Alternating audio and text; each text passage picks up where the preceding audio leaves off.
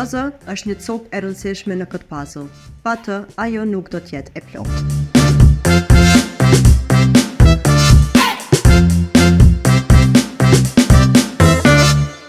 Jemi në Equal Voices Podcast dhe unë jam Agnesa Qorri. Rinor Qehaja nga Instituti Edward është tiftuari i radhës për këtë episod. Mirëserdhe, Rinor. Mirëserdhe. Instituti që përfaqëson jo dhe jo domethënë organizata juaj në përgjithësi merret me hulumtime sa i përket fushës së arsimit dhe edukimit. Sot do të bisedojmë rreth edukimit seksual në shkolla, si do të rregullohet dhe gjithçka tjetër rreth saj. Ju e keni parë, sigurisht të gjithë e kemi parë, kurikulën që është prezantuar nga Ministria e Arsimit para disa muajve dhe diskutimet që kanë qenë rreth saj. Si janë komentet e juaja dhe si shihni këtë? Përsëri debati i fundit rreth edukimit seksual, përsëri debati i fundit rreth edukimit seksual, pa marrë parasysh qëllimet dhe për çfarë arsye është nxitur elektorale jo elektorale, është e domosdoshme të kuptohemi dhe të sqarojmë, pasi që nuk ka një kurikull të re sa i përket edukimit seksual. Ka pas një doracak që ka qenë pjesë e një trajnimi të ofruar nga UNFPA-ja, që është trajnimi i ofruar përgjithsisht gjithandej edhe në vende tjera. Pra nuk ka diçka substanciale brenda sistemit arsimor që është ndryshuar për me marrë këtë vëmendje kaq madhe sikurse që e ka marrë Rishtas. Është në frymën demokratike që njerëzit mendojnë ndryshe, mirë po brenda sistemit tonë arsimor, brenda kësaj kurikule, nuk ka ndonjë ndryshim i cili nxit ose promovon më shumë edukimin seksual se sa që ka qenë nga kurikula e miratuar para më shumë se një dekade. Megjithatë doracaku që ka dalë më thotë publikisht nëpër media gjithkund tjetër e kemi pa që ka pas shumë hapësira që njerëz kanë diskutuar me to dhe kanë shprehë mendime ndryshme. Cili është mendimi juaj? A ka pas edhe komente që është totalisht e kopjuar? Ky doracak nuk është pjesë e edukimit formal, është pjesë e zhvillimit profesional të mësimdhënësve dhe është miratuar nga Ministria në emër të trajnimeve që ofrohen për ata mësimdhënës të interesuar. Dhe ky doracak si i tillë është i financuar dhe i zhvilluar nga UNFPA-ja, që do të ka modele të ngjashme që kjo organizatë ndërkombëtare e Kombeve të Bashkuara e ka zbatuar dhe ka prezantuar edhe në vende të tjera. Mirë po kjo e njëjta dhe ky doracak në asnjë moment nuk prezanton ndonjë as tekst shkollor zyrtar, as material mësimor i cili përdoret në shkollat tona. Pra këto aktivitete të çka do të është domethënë për mësimdhënësit. Doracak është supozohet të marrë si aktivitet i trajnimit për ata mësimdhënës të cilët synojnë me prezantu një vedije më të rritur për edukimin seksual. Tash sa njëti ka shkuar në mësimdhënie, unë mendoj që zero. Pasi numri i rasteve në të cilën për shembull edukimin seksual i kemi si lëndë zgjedhore në Kosovë është zero, pra nuk ka lëndë zgjedhore të edukimit seksual, po edukimin seksual e ki prezant që kemi pas për dekada në disa libra nga gjenerata në gjenoratë, pa kur farë përshkallëzimi më shumë prezant në lëndët të shkencave të natyrës, njeriu dhe natyra, edukatës qytetare, pra me atë prezencë minimale që e ka, pa diçka më shumë se sa që është prezantuar dhe ajo që është na elaboruar dhe egzageruar në debatin e fundit. Po pra që gjithsej edhe te kemi pa që ndoshta ne vetë kemi kaluar çatë kohë shkollës ku temat e edukimit seksual kanë qenë një faqe ose dy, në shumicën e rasteve dhe janë te kaluar për mësimdhënësve, se janë konsideruar si temë tabu, ndoshta as vetë ata nuk e kanë kuptuar mirë rëndësinë e saj. Qysh mendon që duhet më rregullu fuqja e lëndës së edukimit seksual në shkolla? Dhe mendon që duhet bëhet obligative, përveç asaj që si mundësi të futet si lëndë zgjedhore. Edukimi seksual dhe vetëdijësimi mbi gjitha përshëndetin publik, vetë ka një prezencë të mjaftueshme në edukimin tonë brenda kurikulës bërtham. Pra të mjafton me rishiku prezencën e edukimit seksual në shumë lanë dhe kupton që me të vërtet ajo që po bëhet debat vetë është prezente në shkollat tona, mirë po ajo që ka mungon në prezencë është një vedije më e rritur, po edhe një përgatitje mësimdhënësve që për mu ballafaqu me këto tema, në të cilat në thelb nga një këndvështrim i shëndetit publik janë në interes të shëndetit të fëmijës. Pra jo të egzageruar sikurse në debatin e fundit, mirë po përgjithsisht edukimi seksual e ka qatë prezencën e duhur brenda kurikulës tonë dhe brenda këto programeve. Ajo që ka unë doja shumë të shihja Kjo është një analizë më të thellë se kur është kjo prezencë, në mënyrë që me mirë informu publikun dhe me kuptu që edukimi seksual nuk është diçka e jashtëzakonshme e cila meriton vëmendje të jashtëzakonshme që ka marrë deri më sot. Dhe më thojë ju mendoni që nuk ka nevojë të shtohet diçka më shumë këtë aspekt në edukim seksual, sepse këtu që janë në për këtë lëndë të caktuara janë mjaftueshëm. Po vlerësoj që sistemi jonë arsimor ka shumë probleme më të theksura, kyçet për ty në cilësia e mësimdhënies. Pra dhe zguzon në asnjë moment tema si kjo dhe debate si kjo më na shpërqendru nga problemet e vërteta brenda sistemit arsimor, pasi që tema si kjo vetë ka atë prezencë brenda kurrikulës. Absolutisht jo, po mendoj prapë që secila temë ka rëndësinë e vet dhe duhet më u diskutu që ndoshta më dhënë edhe vëmendja e duhur. Në këtë rast e ka thonë që shpesh në shkolla këto tema te kalohen. A kishte më qenë ndoshta më efektive që këto që janë për lëndë të shpërndara të kthehen në një lëndë vetëm të edukimit seksual. Edhe ndoshta i shkushtu më shumë rëndësi edhe nga mësimdhënësit, edhe i shpërcaktuar një mësimdhënës që është pak më specializuar në çat fushë dhe jo ndoshta dikush jep edukatën qytetare ose njeriu dhe natyra ta jep të njëjtën. Për këtë arsye, edukimi seksual i shpërndar aktualisht brenda kurrikulës, e etiketojmë se edukim seksual në emër të çatij debatit të fundit edhe asaj se si publiku e percepton këtë temë, po përgjithsisht unë shikoj që prezenca aktuale brenda kurrikulës është e mjaftueshme, targetuar dhe mund të më ofrojë nga ata mësimdhënës, pasi që nuk vlerësoj që ka më kompetent se sa një biolog atje i diplomuar në shkencat biologjisë atje për me ofru edukimin seksual ose për me folë për shëndetin riprodhues. Pra kompetenca e këtyre mësimdhënësve nuk guzon më vijet në pikpyetje, mirë po ajo që ka mundëm me debatu është qysh këto tema përgjithsisht me kanë seriozitetin e duhur në mësimdhënie. Pikërisht që te kalohen. Këto tema te kalohen ose bashkëbisedohet minimalisht me nxënësin për to, e që në thelb janë me shumë rëndësi. E çka mendon që do të më bëjë institucionet këtë pikë që këto mos mund të kaluan, ndoshta me qenë ndonjë mbikëqyrje më e madhe apo ndonjë vlerësim më specifik? Si jam e rritur e mësimdhënies se prek pastaj edhe këto. Ai mësimdhënësi i cili është kompetent, ai biologu atje, mësimdhënësi i biologjisë që ka mbikëqyrje, është kompetent për lëndën e vet, ai nuk mundet me ikë kësaj teme pastaj. Sonet e kalon ato foqe kur folet për shëndetin riprodhues.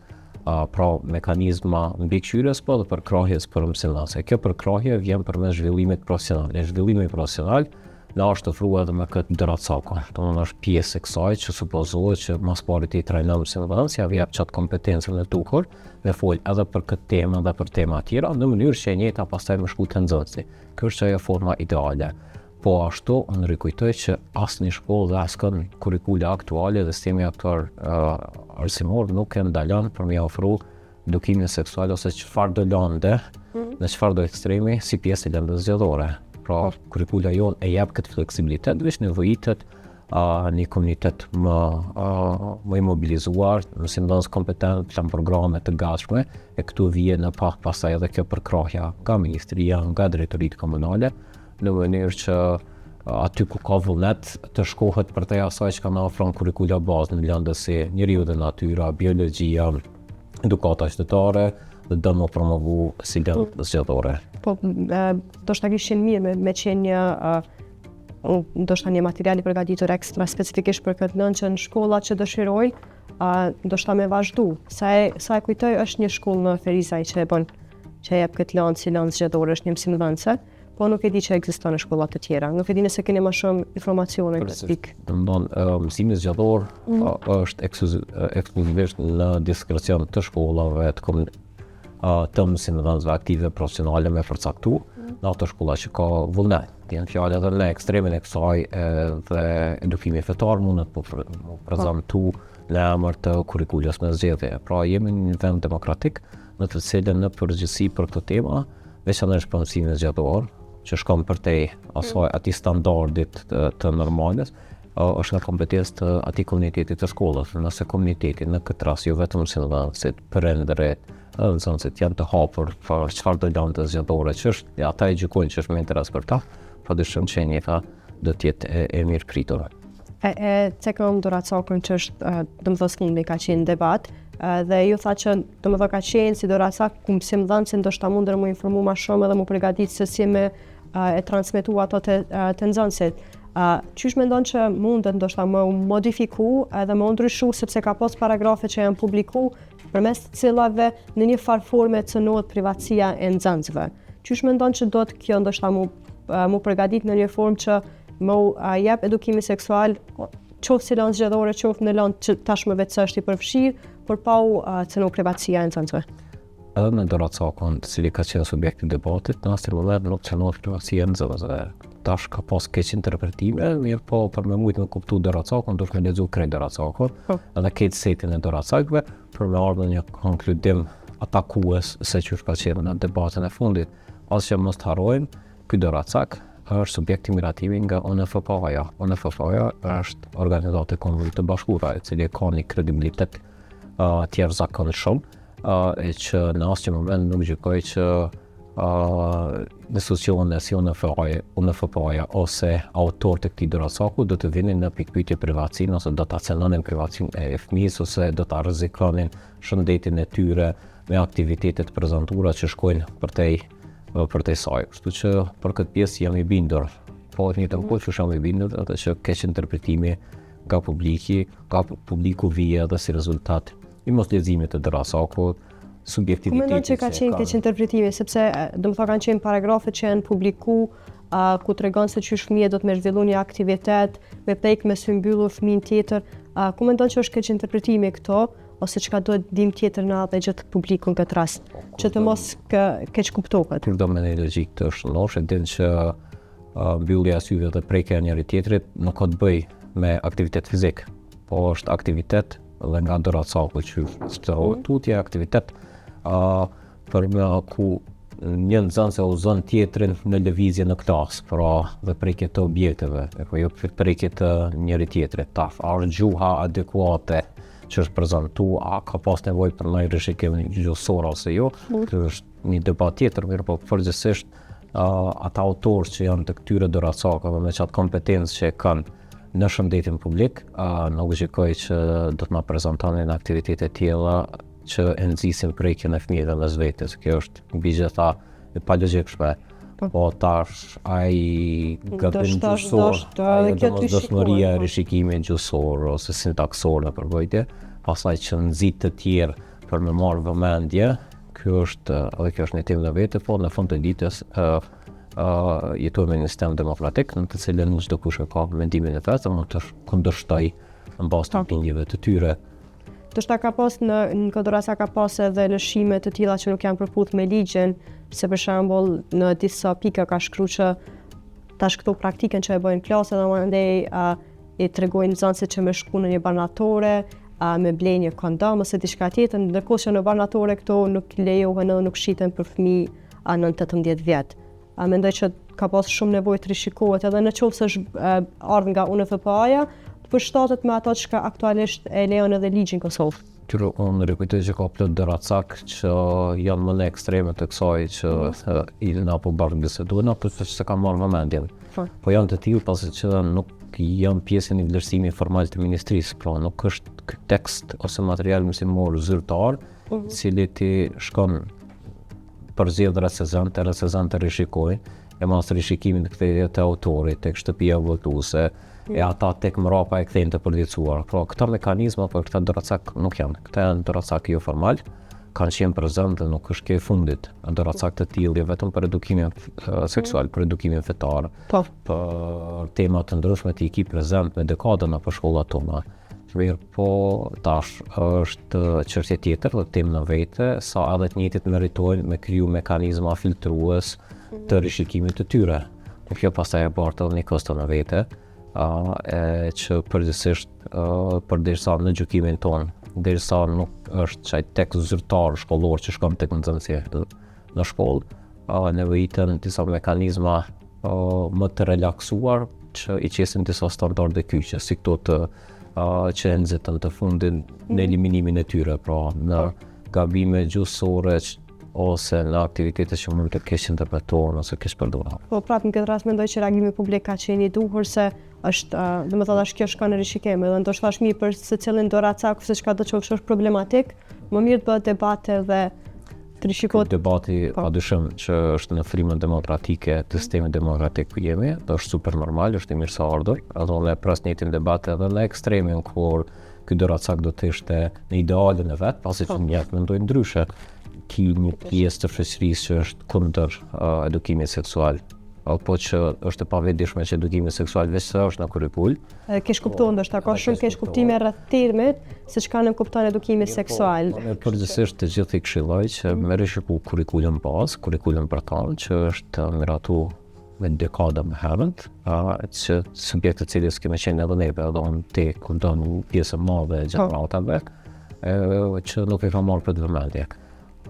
Mirë po, sa më shumë që të ekspozohemi në situata të tilla, aq më shumë edhe evoluojmë si shoqëri edhe i tekalojmë plot probleme, pasi që në thelb debate si këto na bëjnë mirë rreth rritjes së vetdijes së masës. Për shembull, ky debat që na ka nxit, na ka bërë me kuptu plot që ato që përthonë sot që ka dalë se edukimi seksual dhe seki në biologji atje prej 2015-s, që në asnjë moment askush nuk është ekspozuar në këto aktivitete, ose nuk është cenu integriteti ose morali i askujt.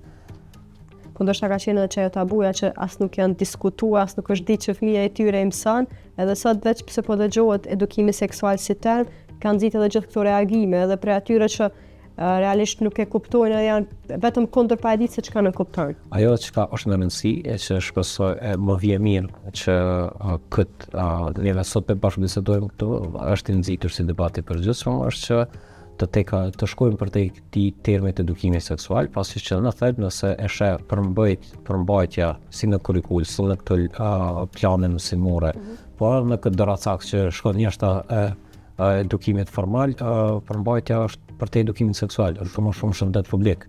Pra unë jam avokat i madh i asaj që nëse dëshirojna me etiketu edukimin seksual, le të jetë pjesë e vendisimit për shëndet publik. Edhe shëndeti publik si përgjithshëm ka një pjesë rreth edukimit seksual, po shumë çka tjetër shkon përtej saj, si higjiena personale, rrugja kundrejt ngacmimeve. Pikërisht këtu mund të ndërlidhen Si për të rëndësishme dhe nuk demoralizon askën. Nëse diçka etiketohet si edukim seksual, po në thelb shërben një rritje të vetdijes më të madhe për një shëndet të mirëfillt publik.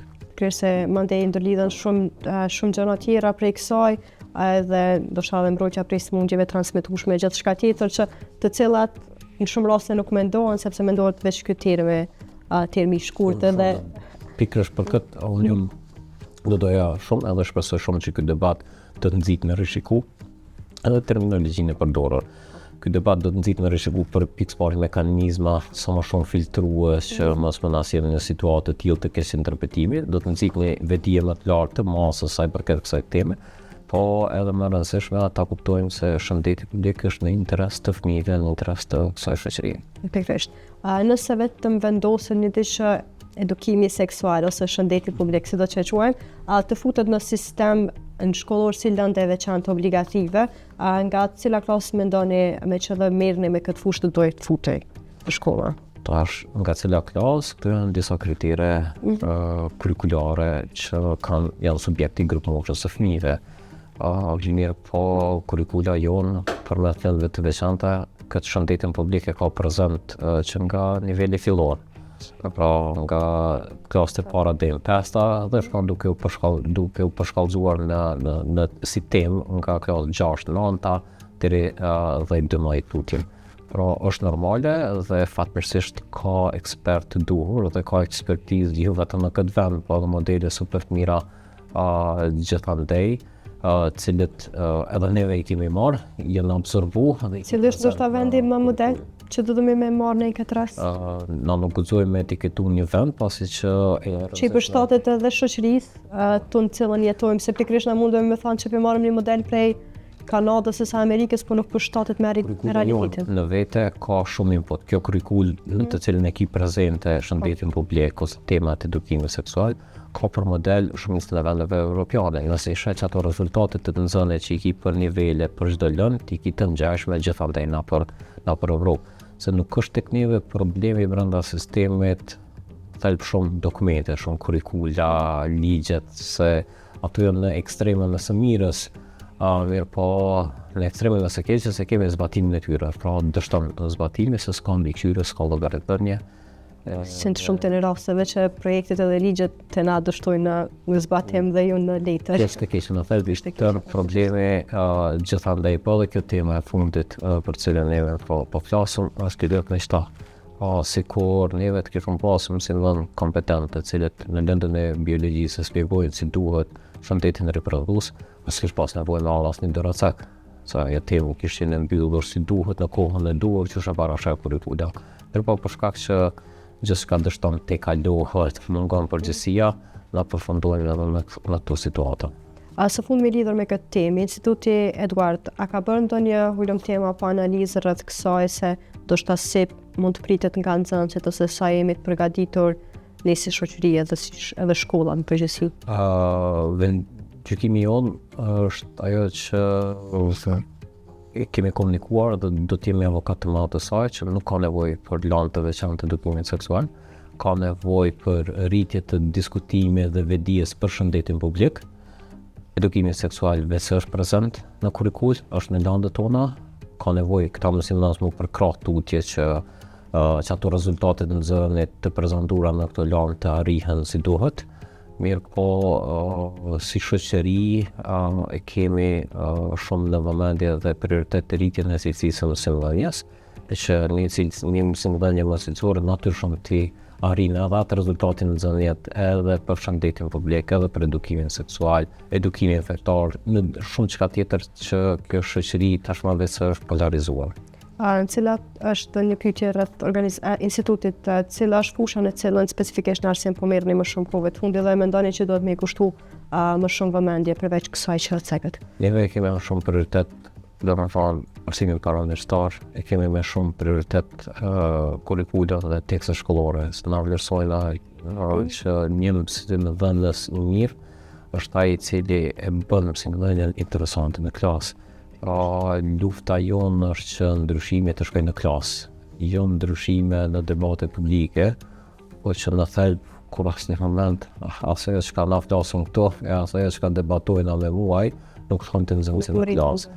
Nxënësit duhet të prekin një ndryshim, ai ndryshimi për ta është një mësimdhënie interesante që shkojnë për të memorizimin, pra jo me mësu vjersha, jo pyetje përgjigje për data, se kur ka ndodhur ose jo pyetje përgjigje për mëlsh, po një mësimdhënie e bazuar në të mësumit aktiv.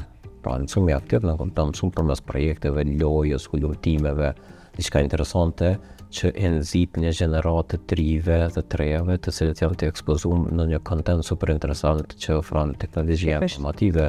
E tashti çati informat të pakufizuar që i kemi në internet, super interesante dhe atraktive, më kthime një mësimdhënie tradicionale, ku të shtymë supermarkë në jeshtë, padyshim që s'ka përfshirje të nxënësve, mos përfshirje atyre tani akumulohet si performancë e mirë, dhe gjithçka që bëhet pastaj bëhet vesa për me marrë notat, vesa për me diplomu, dhe me çfarë përfundon rrugtimi ose eksperjenca e këtyre trive të rejave brenda sistemit arsimor. Pikërisht, shumë e vërtet.